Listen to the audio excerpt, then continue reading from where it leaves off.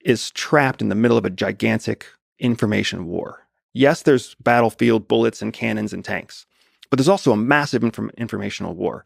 The same narrative that you see these ground troops in Ukraine, these Russian ground troops in Ukraine, believing they're clearing the land of Nazis, that information is being fed to them from their own home country. I don't know why people seem to think that the information that they're reading in English is any more or less true.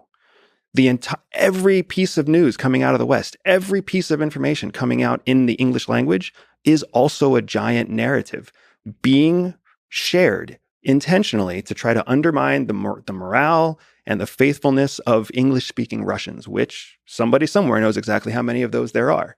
So we have to recognize that we're not getting true information from other side, because there is a strategic value in making sure that there is just the right amount of mis or disinformation out there. Not because someone's trying to lie to Americans, but because someone is trying to influence the way English-speaking Russians think. And in that world, that's exactly why you see so many news articles cited to anonymous sources, government officials who do not want to be named. There's nothing that links back responsibility there, right? There's nothing that can go to court there. But the information still gets released, and that's enough to make Ukrainians believe that the United States is going to help them, or that the West is going to help them. It's enough to make Russians think that they're going to lose, and maybe they should just give up now and leave from the battlefield now. We have to understand we are in the middle of a giant information war. Maybe you can correct me, but it feels like in the English-speaking world, it's harder to control. It's harder to fight the information war because of, some people say there's not really a freedom of speech in this country, but I think if you compare, there's a lot more freedom of speech. And it's just harder to control narratives when there's a bunch of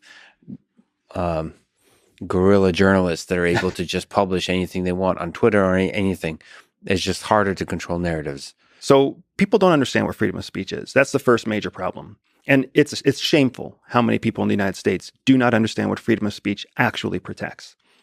So that aside, you're absolutely right. Fighting the information war in the West is extremely difficult because anyone with a blog, anyone with a Twitter account, anyone can call themselves a journalist, essentially. We live in a country where people read the headline and they completely bypass the author line. And they go straight into the content. And then they decide whether the content's real or not based on how they feel instead of based on empirical, measurable evidence. So you mentioned the Lend-Lease Act and the support of the United States, support of Ukraine by the United States.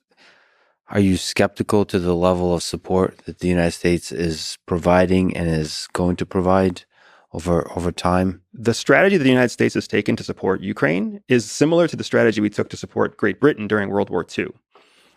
The enactment of the Lend-Lease Act is a perfect example of that. The Lend-Lease Act means that we are lending or leasing equipment to the Ukrainian government in exchange for future payment.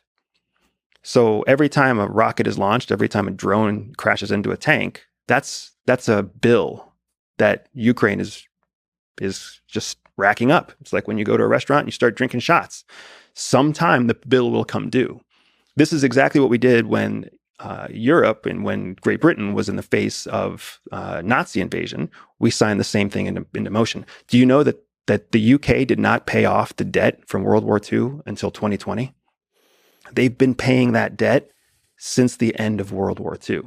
So what we're doing is we're indebting Ukraine against the promise that perhaps they will secure their freedom, which nobody seems to want to talk about what freedom is actually going to look like for Ukrainians, right? What are the true handful of outcomes, the realistic outcomes that could come of this, and which of those outcomes really looks like freedom to them, especially in the face of the fact that they're going to be trillions of dollars in debt to the West for supplying them with the training and the weapons and the food and the med kits and everything else that we're giving them, because none of it's free. It's all coming due. We're a democracy, but we're also